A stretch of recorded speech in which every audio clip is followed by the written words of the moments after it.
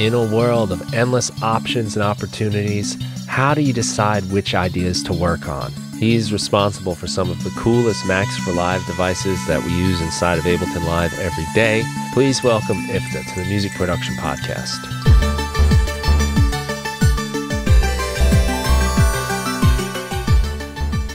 Iftah, welcome to the show. Great to have you here. Thanks for having me over. I gotta say, man, I've been a fan of your work for a long time, all the way back to, I think, one of the first things I came across was Time and Timbre from the Ableton pack you made, and then you got Sting and the Pyre instrument's really cool, and now, of course, congratulations on the release of the Performance pack. Thanks so much. Live 12. Thanks so much, first of all, for the kind words. You make me blush on air. Yeah, that's of course something I'm happy to hear. Yeah, it's been quite an intense couple of years now, I guess, since the pandemic. Right. I've been kind of working non-stop in the past, I think, 4 years. So it's like these weeks are like the first weeks where I'm actually coming down, and I'm I feel a bit like a magnet in space, Yeah. a little bit out of my orbit. Around. Yeah. Right. I mean, I'm not really not working. I work. But I kind of took some time off to calm down because I was really working like a madman, almost nonstop since 2020.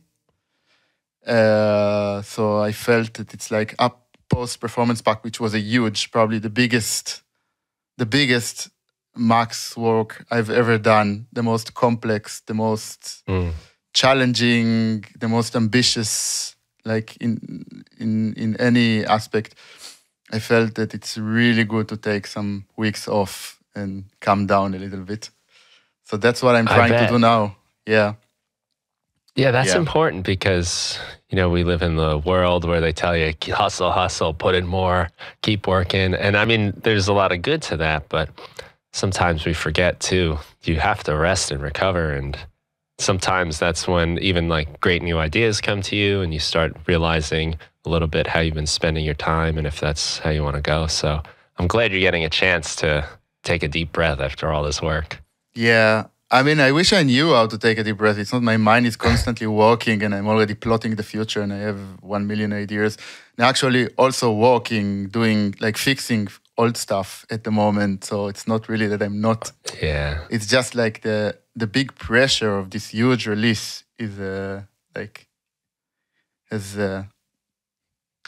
went down a little bit, which is nice. Yeah. Yeah, and that's the thing, I guess, too, when you release software. And I think Max for Live, especially because sometimes things change with new releases of Ableton Live, that you got to tweak things, fix things. I know there was a lot of work that a lot of developers did to make things compatible with Live 12, for instance. Right. So I can imagine after you finish this work, then it's like, oh, guess what? This doesn't work. That doesn't work. We got to change this and that. Exactly. It's this and some updates to really cool stuff. That unfortunately, I almost always cannot really say what I'm doing. It's it's a bit of a problem, but you need to trust me on this. It's really nice stuff. Yeah. That's got to be a funny thing to justify to people once in a while. I promise I'm working. Yeah. You can't see it. I mean, a lot of jobs, you can't really do that. And, people want to know what you're doing. They want to see your output. But for your kind of work, it's understandable. Right. Cool. When did you start actually working on the Performance pack? Because I think it's been quite a while, and it's so in-depth and so many new features, so many things like people have wanted and wished you could do. When did that kind of idea get born?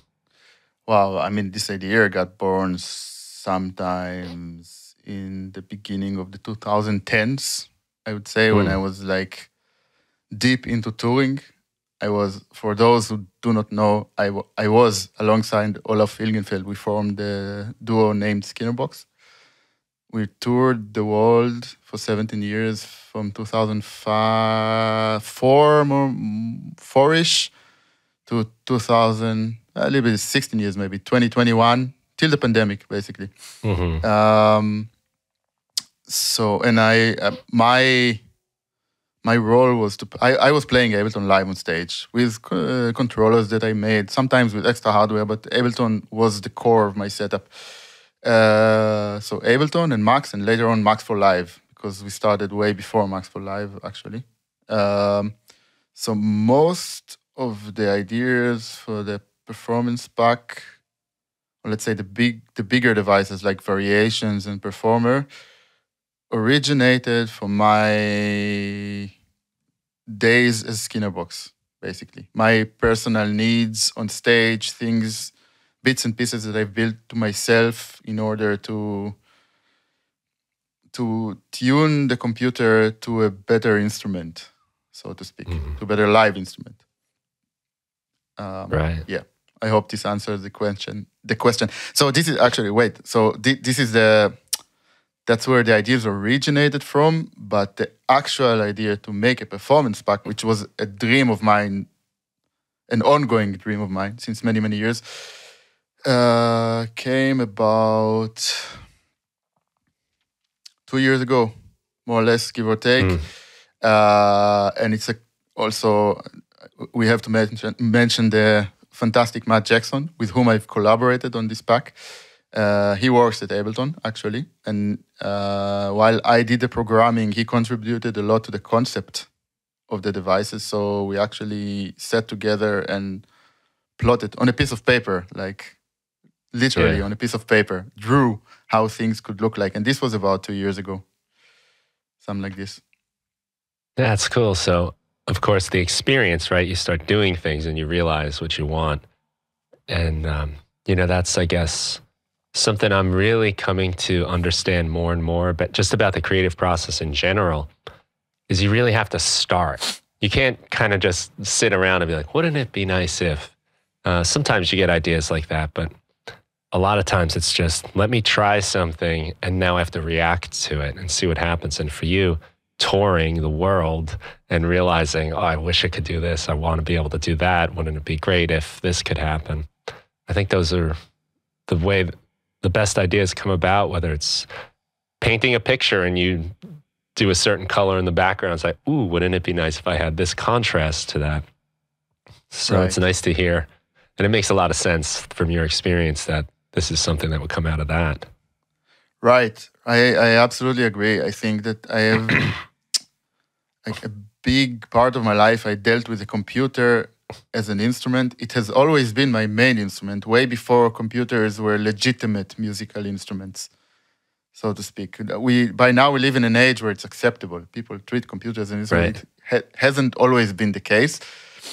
And I always felt that because it's an instrument, and if you would play the guitar, you would sit and tune the guitar, and you would make sure that it's comfortable to hold, and that you would change the strings every once in a while, and all these little things, that makes an instrument from just an annoying an instrument to an instrument which is fun to play or works for you. So all these little things, I missed them in the beginning. From curves, from just the simple ability to adjust curves for controlling things, to being able to sensibly limit ranges and all this stuff that would actually then, I'm speaking mainly on like a live performance scenario here, would make you feel comfortable on stage, which is very, very important, I think, when playing live music.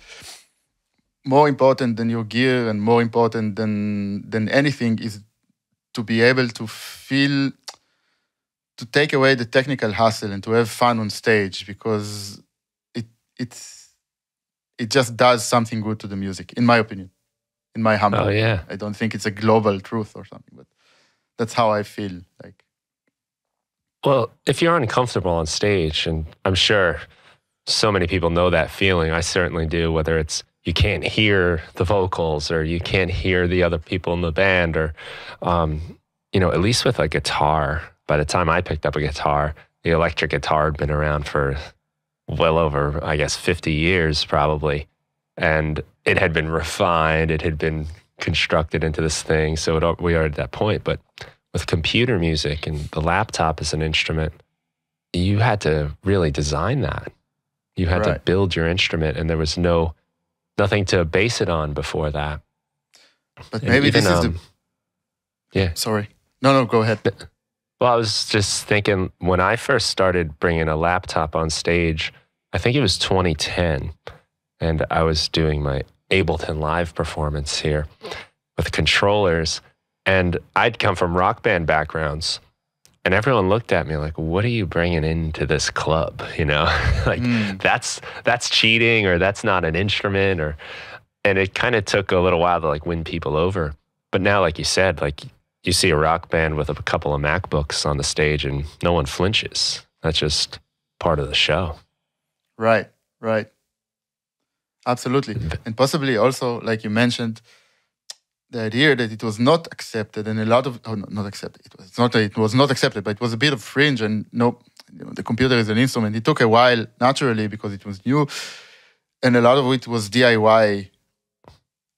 Maybe helped to make the computer the intimate instrument it is, because many of these companies did start as, for example, Ableton. Everybody knows the Robert Henke and Gerhard Bell started by playing music, and they had the need, and they made this piece of software to make it work, right? So this is I wouldn't say a common case, but it is more common than building yourself a guitar, you know? Yeah. In a way, it's something that did help form music software and how people play on stage, and a lot of people are building stuff for themselves to play, especially using Max for Live, and I think that this contributes to the computer as being like as an intimate music, perhaps the most intimate musical instrument. I don't know if it makes sense. That's a feeling that I have. It does, because you kind of have to build it yourself. You've got to construct it. That was one of the things that kind of brought me in from my rock band background, and, you know, whatever kind of beliefs and rules I had about how to make music and what was real, what was cheating, and, you know, all these like things we construct for ourselves. But when I started to realize how much it was about building your own setup, combining control surfaces and designing the programming of your live set, for instance, and I'm talking within Ableton Live for me, not even programming actual software, but just that kind of building my set of controls, I thought that was really cool. I saw that as a very creative process. And that brought me in, you know, it made me think like, oh, it's not just turning on the computer and letting it do the work. There's a lot of prep and there's a lot of thought that goes into this. And I had notebooks of drawings myself of my controllers and what they were going to say and what they were going to do. And it was a really fun process to build that. Absolutely. I was kind of, you know, before our interview, stalking your Instagram a little bit and reading through some of the old posts. And you wrote something a little while back about becoming bored with just making music. And I think you had just in quotation marks. Yeah. I was wondering if you might get into that. And I think I also saw something too, I wonder if this is connected, about the Sting device you made, which is a super useful and helpful device. It creates acid baseline type of things, generates them for you, and you can control kind of the root and key of it. Right. But I'm wondering if you were feeling maybe like you wanted more control, or I'm curious what you meant and where that took you with this getting bored of just making music. Well, so since I professionally make music, I also deal with music technology, and with sometimes, like I'd say that during these 16, 17 years that we were touring, it was like 80% just making music and 20% dealing with like we did build a drum machine and we did work on music technology in quotations. Or technology that does music. I don't know how you what's the better way to formulate this. But at some point I realized, because I don't know, I don't know how many singles and how many albums I released under Skinnerbox, and I also had other projects and whatever. And at some point, I think like many other people during the pandemic, I questioned a lot of things, because I have been doing this for a really long period of time, and I wondered, given the state of the world, why am I releasing music? Why is it like I'm sitting in an isolated room, I'm making something, I'm like creating a piece of music, and I'm releasing it out to the world, and then I expect people to behold this piece of, I don't know. Yeah. It felt weird. Today, I don't feel like this anymore. It was just, it was a phase where I felt that just making music was not enough for me personally. It's not that I doubt the idea of just making music. I think music is a necessity. It's like, it's not something that I can imagine the world existing without. And not to be misunderstood, I do not encourage anyone not to make music or something like this. It's just that at this time I felt that it's not enough. Like I'd rather make things that make music, make meta music, make things that are a potential music tools, I guess you can call them, because it feels or felt. It still feels like this sometimes, actually, that it has more body into it. You release an instrument and people use this instrument, and sometimes they make beautiful music with it. And a part of this music is also you. You made the instrument that they use to make music with.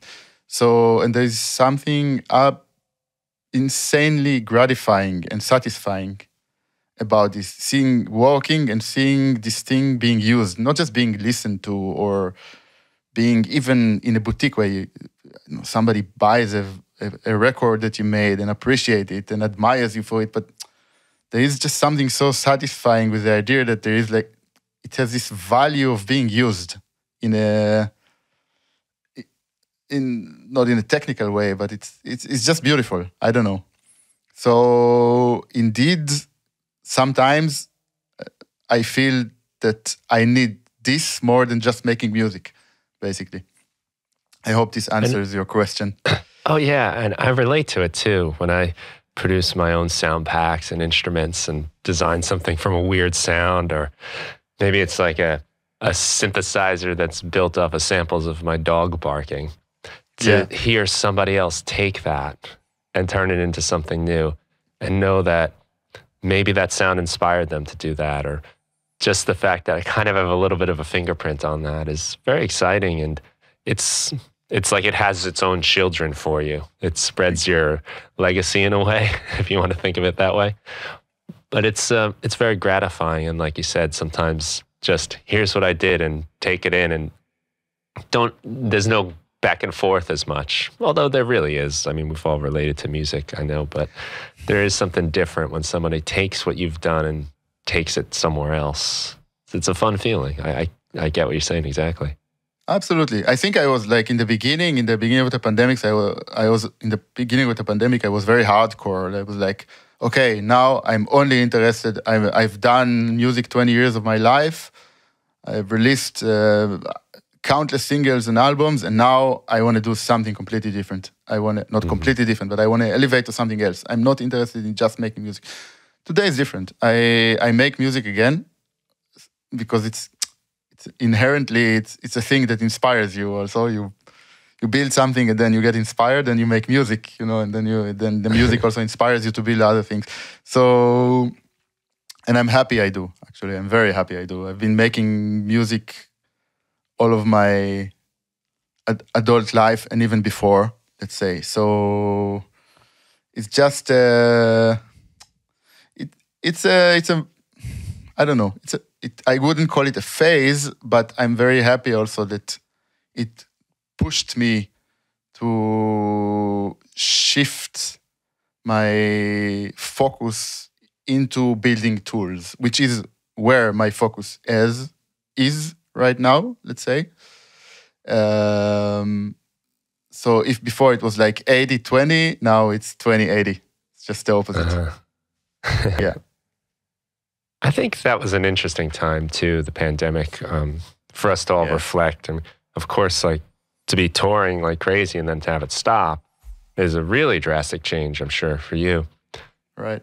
But even for the average person just not going to work or wherever they would go normally, I ran into it myself too. I had a kind of a what's the point feeling.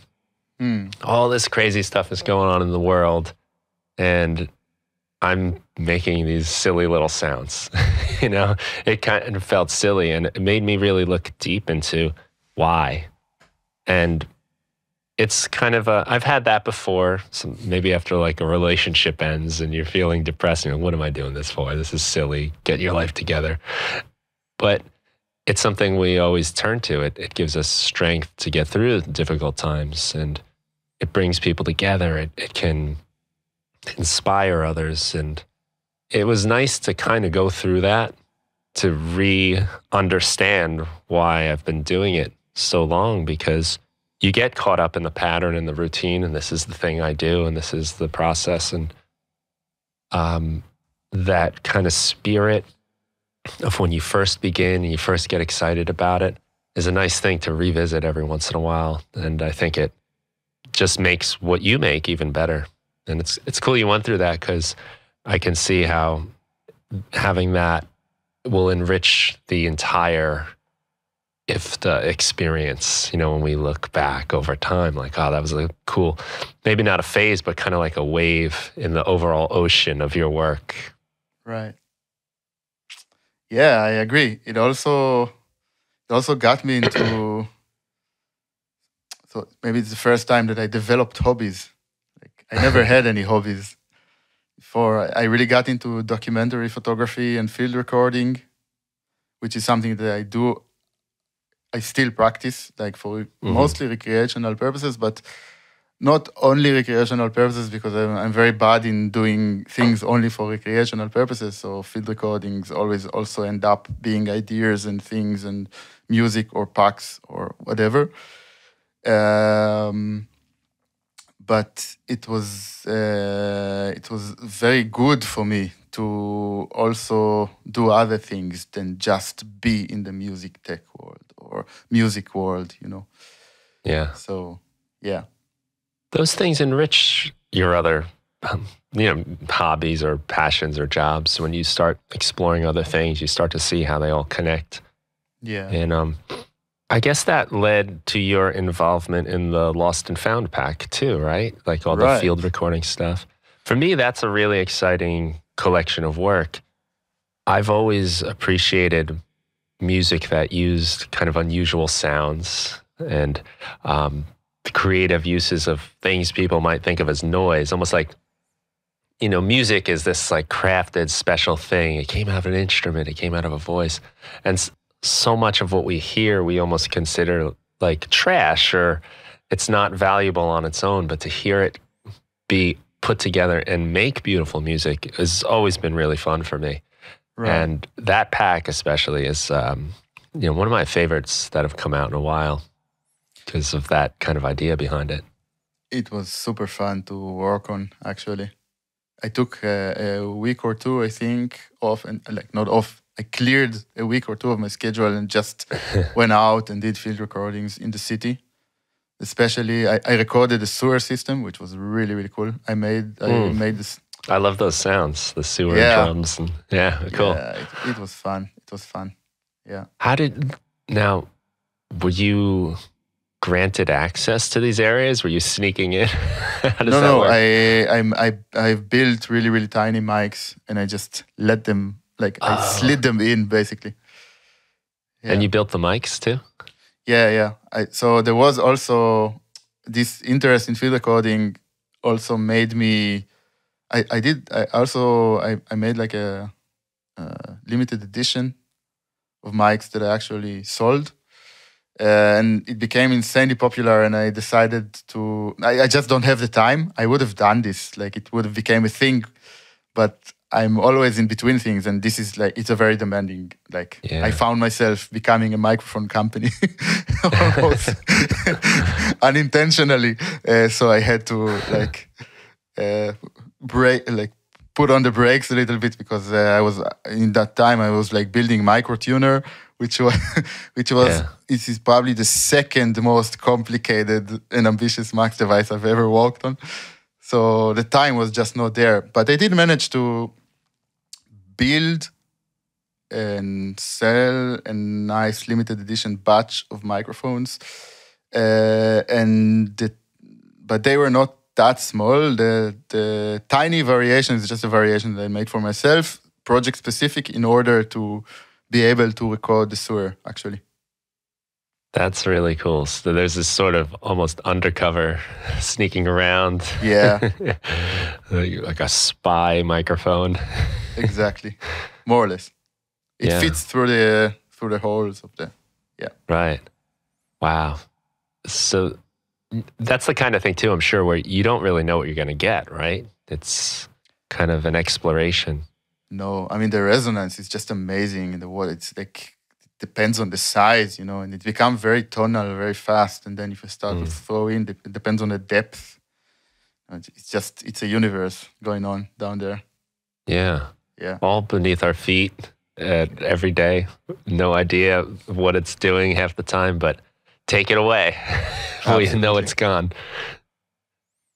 Very cool. What city was that? Was that Berlin? Berlin, yeah. Yeah? Very nice. Which is a great, builds the character, of course, with Ableton being a Berlin company, and adds to the charm of the pack. Right.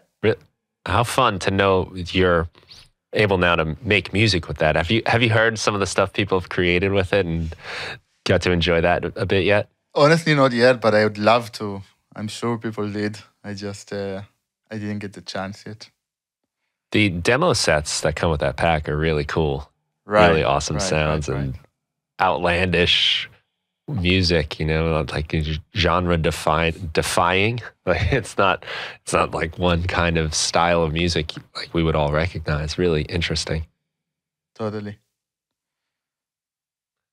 I can imagine the difference between making hardware and software, right? Because you can produce the software and then it can be copied infinitely. You don't have to take an order and then create it. But with a microphone company, the time for each order, for each product, and the care it must take to get it right. Yeah, and parts and things go wrong. And I don't know, also environment. I mean, there's just something so elegant and beautiful in software. It's I'm definitely more attracted to that. I have to say, there are throughout my career, I've built a lot of hardware for myself, and there's also many times. So Skinnerbox, we started projects in order to release them, hardware projects, and at some point, always I was a little bit. It's just so complicated to build hardware, and then it's. I'm gonna quote Gerard Bells. He said in an interview that and I agree with it very much. Making software is very elegant because you give something to the world without leaving too much traces. Basically, it's true. It might sound trivial, but it's not. It's especially nowadays, and I don't pretend to be. I don't know. It's just very elegant. Let's say hardware is super complicated, by all means. I mean, it's a point worth considering, right? We don't need more future garbage, right? Like eventually, stuff we buy, things we have, they end up somewhere. I'm not saying we don't need hardware. Hardware is great, but I think that every hardware manufacturer should stop for a second and ask themselves,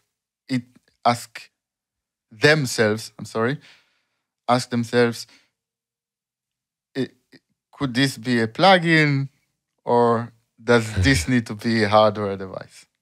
I think that's Right. it's a valid thing, because I think that like a golden rule for hardware is not only, I mean, the interface for the hardware is very important. Maybe this is what makes hardware unique and more musical, but it should also be something that makes sense and maybe does not exist in too much of the same variation, or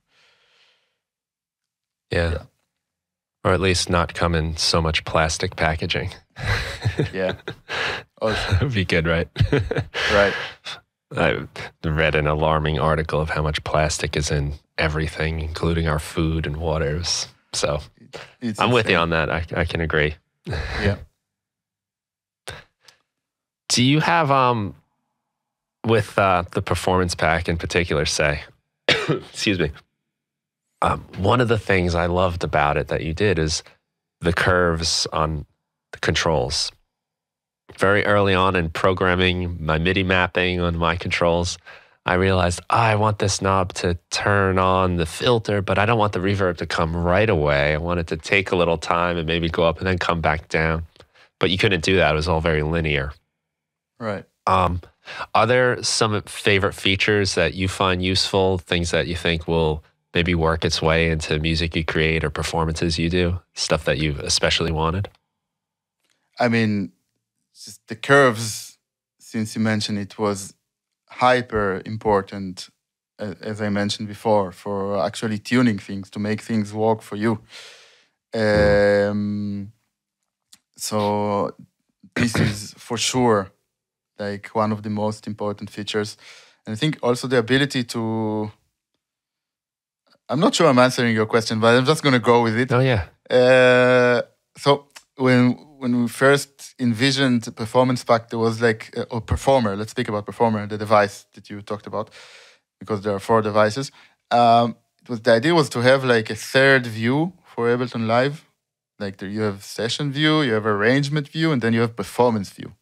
Like it should be this big window where, with like kind of a replica of your MIDI controller or something like this, or an imaginary controller, it doesn't matter, but just one window with all your performance macros and controls, which would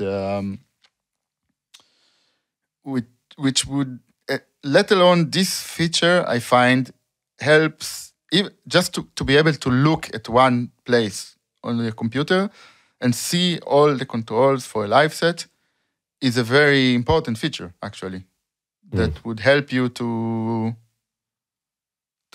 gain more overview, basically, not to get lost or something like this. So it might sound very trivial, but this is my favorite feature, just the ability to see everything in one place. Right. And then, because in the past it was just on the left where the browser goes, MIDI mapping, and yeah, but only if you would idea. also, yeah, I mean, you would have to, it was not really human readable in a way, it was just lines and it was very small. Yeah. So I believe in this visualization anyway, so I think it helps. You kind of draw your picture like you did in your notebook when you were making up what your controls were going to do. You basically can do that on the computer. Exactly. So I think that this is like this very simple feature is my favorite feature, actually. Right. I mean, and of course the ability to create curves and to also process the signal, to add slew and sample and hold, and to be able to send to not only to map things to live, but to send MIDI out and CV out and tempo and notes and everything. It's like one, you can use it also to build like micro instruments, like, because you can send notes out directly out of Performer, so you can build yourself, I don't know, this very interesting, something that I like to do, this granular soundscape generator, just using Performer and Simpler or something, with a lot of curves and like kind of smart macroing thingy. So it's just like an open book that you can do many things with, actually. And now, by now, with people actually use it, I even learn a lot of things that you can do with it, which is really, really cool. Like I just saw Yuda Benata doing this beat fader thing, like which I never thought about that. Like, you know, so this is really, really cool. Yeah. Yeah, Sidebrain. He's a maniac. He's always doing cool stuff that makes me say, "Oh wow, I can do that." Had no idea. Yeah, absolutely. Do you get that a lot? I mean, I'm sure you must, where you see people use your stuff and you go, "Oh, like how about that?" You know, you've created something and then people use it in unexpected ways. Yes, I think Sting seems to be popular for generating drums. I never like think about that. Yeah, really? I see a lot of people do it. For example, drum patterns. I mean, yeah, because it's designed for like the acid kind of bass line sort of thing. But yeah, interesting. I never tried that. Percussion, I could imagine it. You know, some evolving stuff. Yeah. Ooh, that's a fun one. Yeah. I have to imagine with the performance pack, there's going to be a lot of cool stuff. I think the variations device is really interesting. It allows you to kind of do these snapshots of everything in your session. So where all your knobs and faders were. I mean, I think even just for mixing, that could be really helpful. You know, I want to mess up my mix a lot, but then I can go back. I think it's going to encourage me to be a little more experimental with what I do. It's mixing even. Of course, performance, but let's try some weird stuff. We can always go right back. Absolutely. I like when a device can be utilitarian and performative or artistic in both. Yeah. Like, I appreciate it. And I think variation is a good example because you can absolutely do A/B mixing or simple things. And you can, or just saving presets of synths with your clips, you know, like things that you couldn't have not done before. Like linking sounds to clips and staying within the synth realm and not switching to audio, or you know, doing this kind of control or not control, but save the state of your live set and build up the tension and go back to the state before. It has many facets, which is really cool. Yeah, in my own live performances, sometimes you do that, but then you got to turn everything back. I turned all these knobs and made this cool swell or something, but now we got to get back to be able to just be like, boop, one button, one switch, or whatever it is to go back is going to be handy and I think allow me to be more adventurous with my playing around with my knobs and effects, because I know like I'll never get too far from home. I can always get back there. Right. This originated from my live sets. I had like one button program on my MIDI controller, which was like this 4 to the floor button. So because I had this sequencer that I made myself, which I was controlling with one of the monomes, and I would like do basically sequence breaks live, and then this one button would just like go to 4 to the floor, basically. So this is where it originated from. It was like 2008 or something. It was the idea of like, I mean, by now you can find it on hardware, like the Electron machines can do it. You know, you can save the state and go back to how it was. Right, just get back to that pulse. Or whatever you define as like, it's like, you know, as my, I don't know, not 4 to the floor, but post-break thing. Right. Like core element of electronic music is the ability to like build tension and then to break the tension, and yeah. I mean, that's so much of music in general, is that feeling of like, and then here it comes, you know, that payoff after something being maybe a little uncomfortable for a little while there. Right. It's exciting. I'm looking forward to doing just different changes to my mixes with that. You know, in the past, it would be like, I'll save a file, I'll save the session and then start a new one and do a different mix. And then if I want to hear the difference, it's opening the new session, and it's cumbersome and it kind of makes you not feel like doing it as much. But to be able to just be like, all right, we did this stuff. What do you think? Does it sound better than this? Which one do you like? And just boom, boom, boom, real fast is so powerful. You know, that's going to be the kind of thing, I think, where you almost never know how much impact you made on people's work. I hope. I mean, Yeah. I hope I contribute, I guess.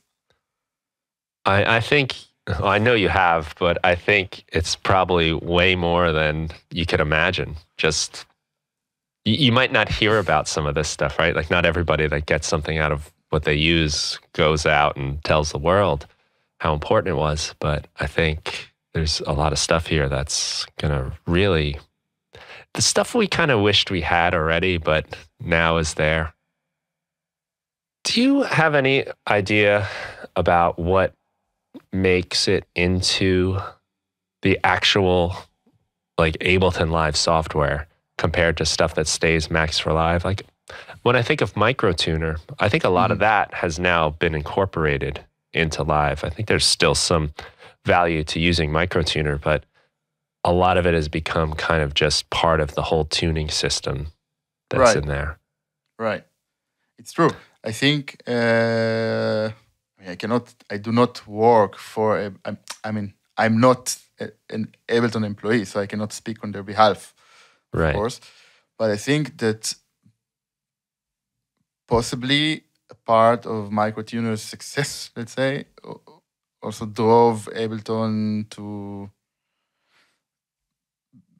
build it into Live 12. I think it's not that Microtuner was the reason to do it. I think they were planning it. I'm sure they were planning it way before Microtuner ever existed also, like to at some point integrate microtonality into Live. I just think they had a lot of open questions, which I find they dealt with marvelously, like the new piano roll and how things appear when you actually, they didn't just like leave it as 12-tone piano roll, Yeah, it's cool how it changes. You get all those different, you can see the labeling is even really interesting. Like this is not quite E flat. It's not quite F. It's I love like it. Greater than, less than. It's a cool way of thinking about it. So, and for my personal like encounters with Ableton crew, which I know since many years by now, many different people that work there since possibly 2009, since we've released the first drum machine, the SPX 2049. I think it's discontinued. It was a free product, but it's unfortunately discontinued since like it was the first Max for Live device released. Was it? Yeah. How cool is that? Like the first officially released this, and then the Alex Kidd stuff, the Instant House. Yeah. Yeah. So for my personal encounter, or how do you call it in English? Like experience and encounters with Ableton, they don't do things before they know how to do it properly. They take their time, and I really think that the new microtonal integration is an excellent example for something which is done right. Yeah, that's something I've appreciated about them. And sometimes they catch a little heat on the internet. How come you don't have that feature? Or Logic has had it, or Pro Tools, or whatever DAW has had it. But when they come through with it, you're like, oh, okay, I see. Right. You thought about it. You didn't just cram in a new feature, because so many of us really rely on it for so many different tasks. Really, when I think about it, to have it be something I record music, produce music on, and then I can go perform on it too. And like those are big jobs, and they're very different. To be able to do it all within one is really cool, and it takes a lot of planning and careful thought about what goes in, what should change, what shouldn't.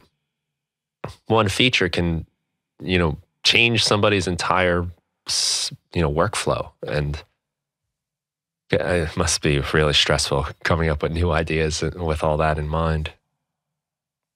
Absolutely. But the Max for Live environment is kind of genius in that it really allows them to see how things would work, how people are using it, if they like it. I know there have been a lot of things that have started, even just like follow actions in the scenes, there was a Max for Live device for that. That was very popular and very useful. And then it was cool to see how then they took that and integrated it in a way that made sense. Yes, of course. It's a symbiotic relationship. Although I think that Max is also becoming more and more professional, Max for Live, let's say, and you can see it because people are actually selling devices and doing, it's not just random devices which have been meticulously created, and the UI looks amazing and they work, and so it's not only an experimentation tool, I think, by no means. I think that by now it's pretty powerful. Like there's still, of course, there's still some work to be done, but it's a very, very unique environment, and it's much more stable and it's much more performant, let's say. And I think the boundaries are slowly dissolving, let's say.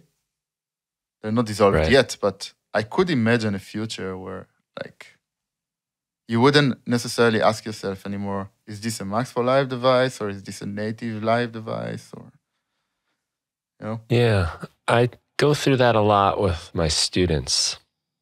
A lot of people are afraid of Max for Live devices. Tell me about it. I want to hear. Well, I teach a Berkeley sampling class. Berkeley Online is an Ableton Live sampling class. And there was actually a week where there's some Max for Live programming. Very minimal stuff, but just to get into it a little bit. And a lot of people avoid it. And a lot of people avoid even just using the devices, even just using like the LFO or convolution reverb or any of the ones that have kind of been worked into live a bit more. And I try to explain to them, like, you don't need to know what's going on under the hood here. You don't need to know how to program to use these. Just like I don't know how my car works. I just know how to drive it. But when I start it up, I don't really know what's going on in there.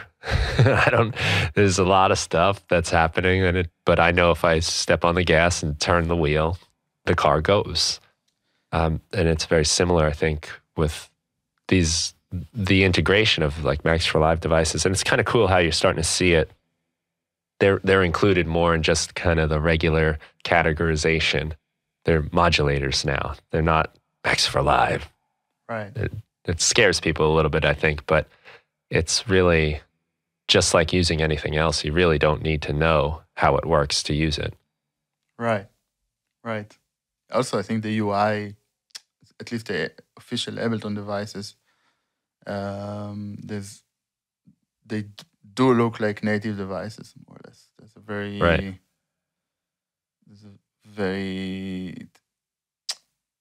There's an effort to make them look and feel like native live devices. Basically. Right. Yeah. Right. That's something I've always appreciated about live in general, is that there's this uniformity to the devices. A knob on compressor looks like a knob on wavetable.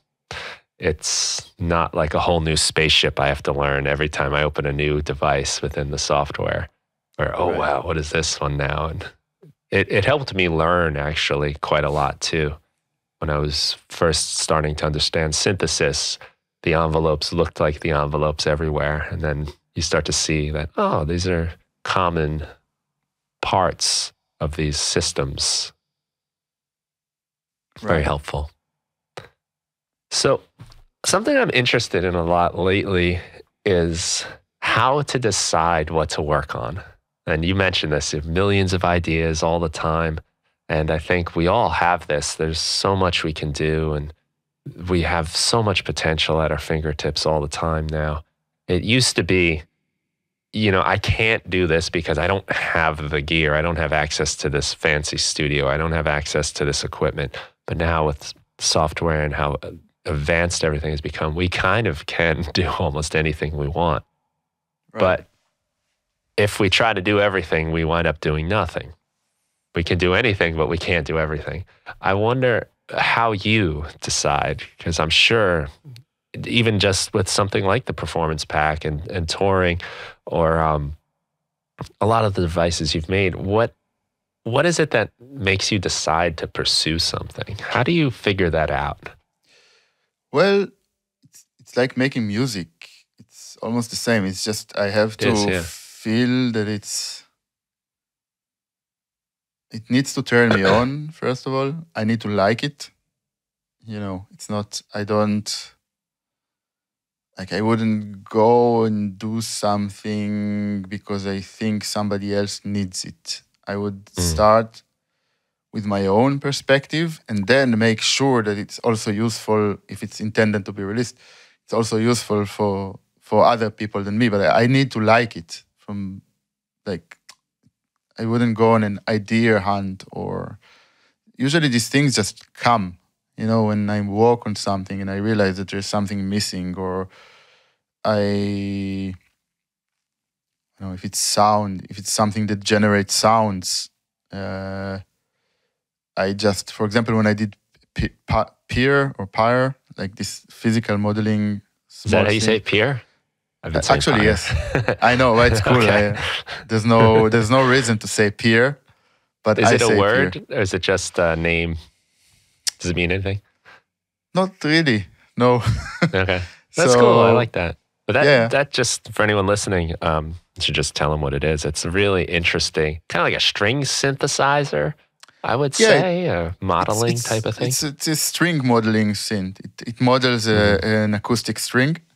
So this is a different example, for example, because there are, of course, I didn't invent this, but I wanted something which is, a lot of times I feel that physical modeling synths are too complicated to use. They have too much parameters for what I actually want to achieve this beautiful, simple string modeled sound. So I thought that, okay, that's a good enough reason for me to build it, for example. And I wanted it also to support MPE. It was like before, by now, the native physical modeling synths of Live support MPE. And I wanted it specifically to support MPE because I wanted to play it microtonally, which was not so easy before. So these two simple reasons were enough for me to pursue this idea. Right. There is something there that I can still not do. And I don't, like, I could probably achieve this sound in another physical modeling synth, but it required too much tweaking for what it is. I felt I wanted something very gratifying, like you play a guitar. You don't play a guitar and you start to tune it too much. Yeah. You do tune it, but you don't need to turn a lot of knobs for it to sound like a guitar. You can just play and it will sound. So I think these were reasons good enough for me to pursue it, for example. And I don't know, Sting, for example, was just a joke. I was in a... I got that impression from reading some of the stuff you wrote about it, that there was some humor in it, maybe it was almost poking fun at maybe even the whole genre of music. No, not at all. I have huge appreciation for the whole genre, but I'm sure that, like, I got up in the morning, I was like, it was 2012 or 13, I think, 13, and I was in a residency in Reykjavik in Iceland. And I got up in the morning and I was like, is it possible? I'm sure, I knew that the answer is yes, but I didn't know how yet. But can I just write something that will generate random acid lines, but will not sound, it will not be a random generator. I don't want a Turing machine. I want something that also makes musical sense. I want something that will always sound like acid lines. And then my immediate answer was, I think it's possible because I'm pretty sure that the first 5 years of acid music was people exposed to this machine they've never seen before and randomly pressing the sequence, because this sequencer on the 303 is like notoriously complicated to use also. Although I personally appreciate it, but it took me like a year to not stop and think of my actions until I could actually program a 303. So a lot of, I think, what made acid music so unique and so interesting is the idea that people actually just pressed buttons in the beginning. So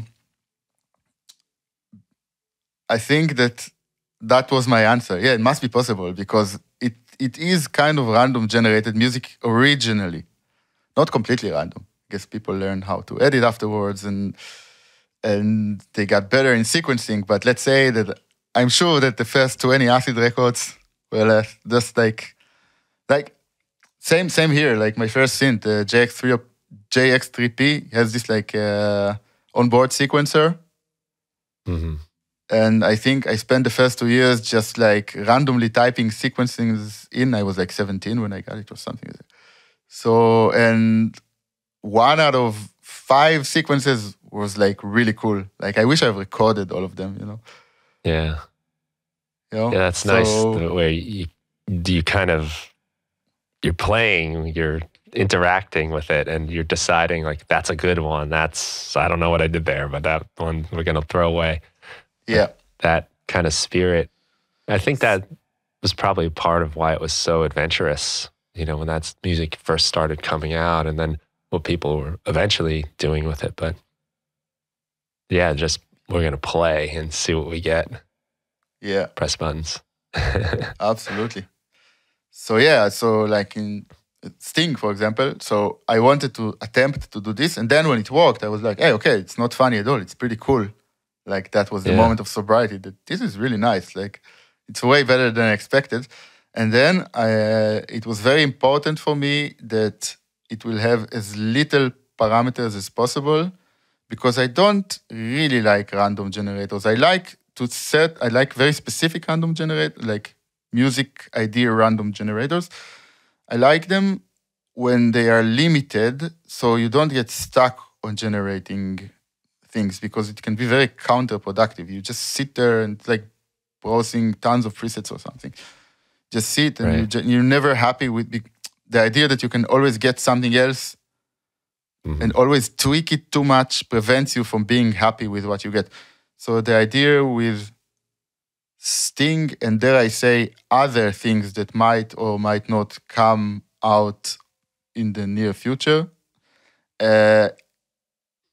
is that they have to be musical and they shouldn't have, if at all, parameters that you tweak or very little because they should just give you something that you ideally like out of the box and you continue to work on your music or you don't and then you just change 2 notes and then you like it and then you move on. You shouldn't just sit there and it's not a generative music tool, you know. It's not supposed to. People use it as such, which is cool. But the way I envisioned it to be was like an idea starter, you know. It's like okay, I have it, and then I move on. Yeah, you know that's an interesting point you just made about if you know you can keep on tweaking and tweaking, you're never really satisfied. Yeah, and I've run into that problem a lot with music and recording and editing and mixing. And sometimes I've been lately playing around with an 8-track reel-to-reel. It's like, you can't do much to that. And imposing that limitation on myself has made me kind of settle in a way, but accept some of the actually interesting things that are happening because it's a performance, because you did that, and maybe it made a little noise at a funny part, but that was life happening, and it makes the music feel like it's real and alive and got some personality, and it wasn't just a perfectly sculpted thing. It was more of like a moment in time that you've captured, and I like that a lot in my music. So it's interesting to hear you say that about even just designing a device to encourage you to accept those types of things. Absolutely. I'm a big believer in constraints, especially in music, like self-limitation. I think it really helps. Yeah. Yeah. I used to think if I could do everything I wanted, I would be, you know, so empowered and have so much fun and all of that. But I have the most fun when I make these decisions to like, oh, I'm only going to work with this thing. I'm only going to play around with this. I want to see what happens if I do this with only that thing. And they're always so much more interesting and more exciting. They're problems to solve now. It's like a puzzle. It's not every answer possible is there. It's like, no, I can't do that. I got to try to do it this way. Right. So creativity happens there. Interesting stuff. You know, for somebody that's known for software and programming and, you know, a lot of electronic music, you seem to really have a lot of interest in the physical world and how sound interacts. I got a kick out of that video you made. I'm not even sure how you did it, but you had a candle. And you're making the candle flame dance with the bottles and an LFO, and you could watch it move in sync with the LFO. There's a lot of interesting stuff. The way you're connecting the two worlds is pretty fascinating. Thanks. Can you speak to just what is happening in that particular video? I'll put a link in the show notes so people can watch that little flame dancing between the two bottles. But it's really neat. It just proves like how physical sound is. It's right. Yeah, I mean, it's pretty simple actually. This is what you call Helmholtz resonance. It's practically the opposite of blowing air into a bottle. You know, if you blow air into an air bottle, you would cause the air to move and it would vibrate and produce sound. And this is the frequency of that body, of this bottle, basically.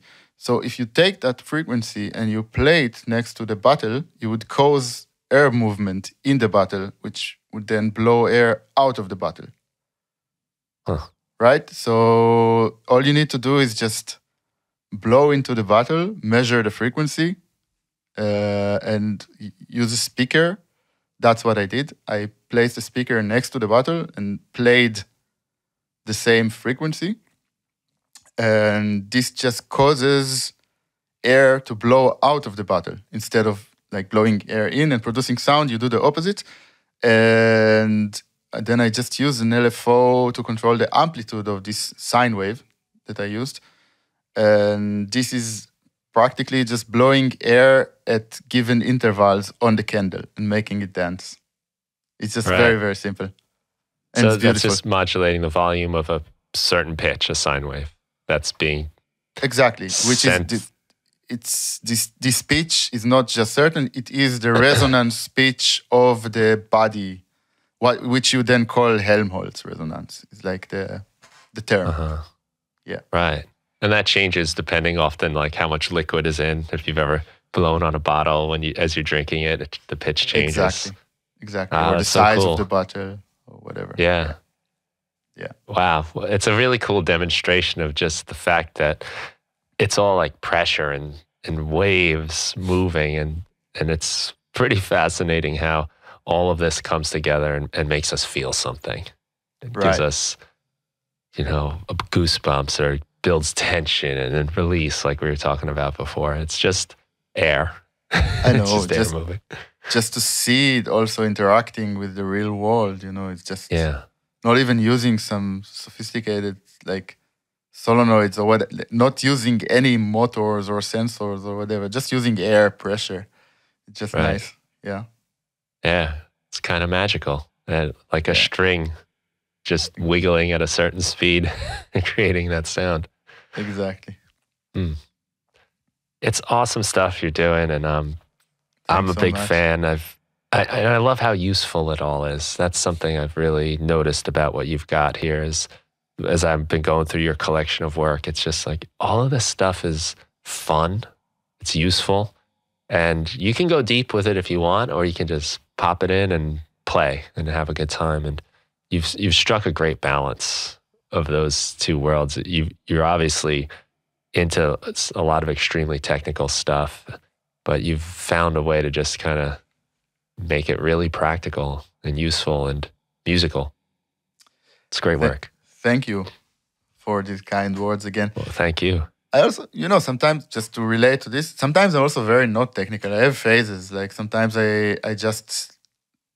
I'm the most sloppy program, like for personal stuff, not for stuff that I release. But sometimes I just prioritize results over any kind of like methodology, or however you would call it. But sometimes, yes, sometimes it's just technology that turns me on. It just phases, really. It's up, it shifts, it changes. Right.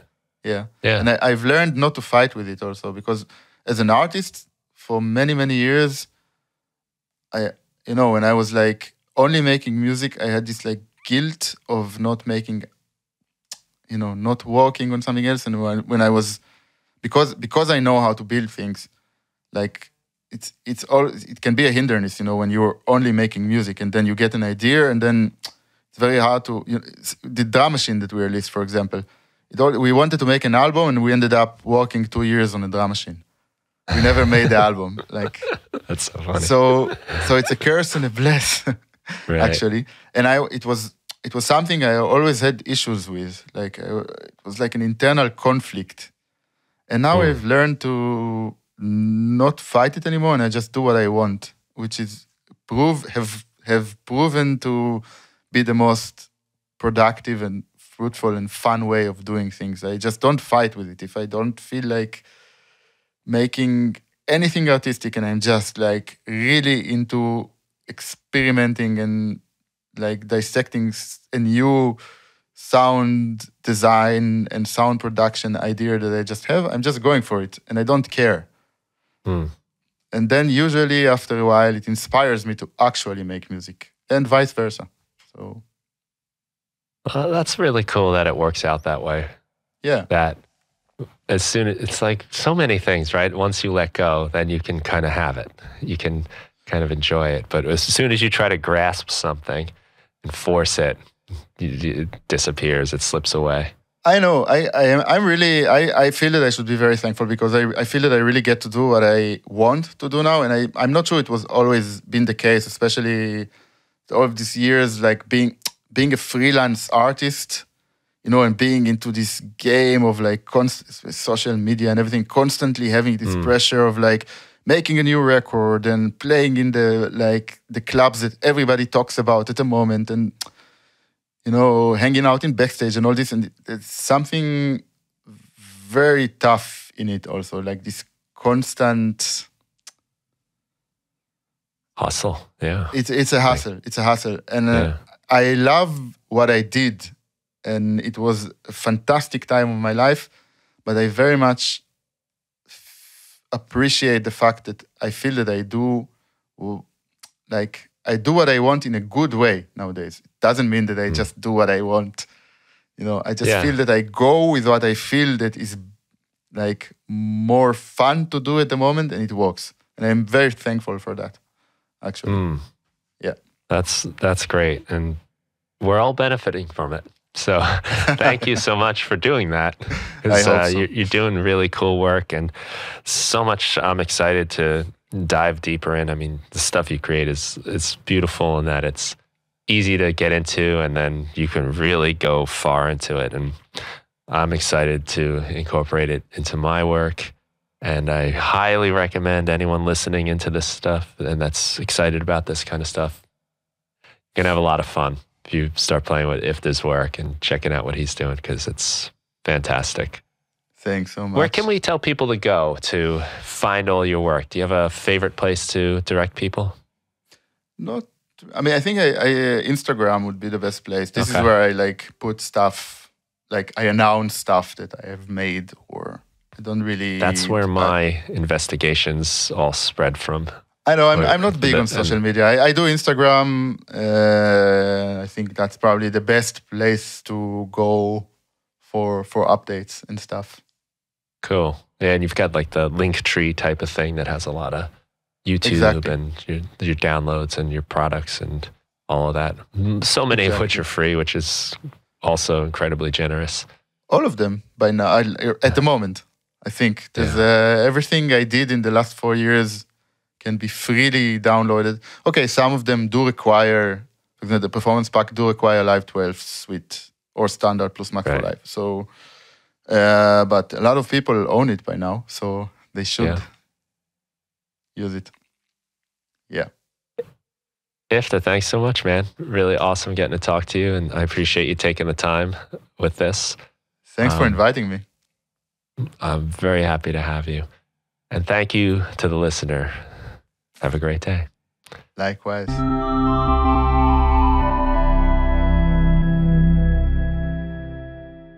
Thank you for listening to the Music Production Podcast. If you want to help support the show, the best thing you can do is tell a friend, someone you think that would enjoy the show. I'd also love it if you could leave a review wherever you get your podcasts. And if you want to support my work, you can go to brianfunk.com. I've got tons of Ableton Live Packs, tutorials, samples. You can check out my book, The 5-Minute Music Producer, which gives you 365 short music-making activities to help you get started, stay inspired, and finish more music. And there's also the Music Production Club, where you get my latest releases as soon as they're finished. It gives you access to a community of like-minded people who are making music and sharing ideas. You can share your music, find new collaborators, and participate in our live meetings where we set up some kind of musical challenge and then make music together and share our results at the end. That's the Music Production Club. It's a lot of fun, and you can find that and everything that I do at brianfunk.com. Thanks again for listening to the show, and have a great day.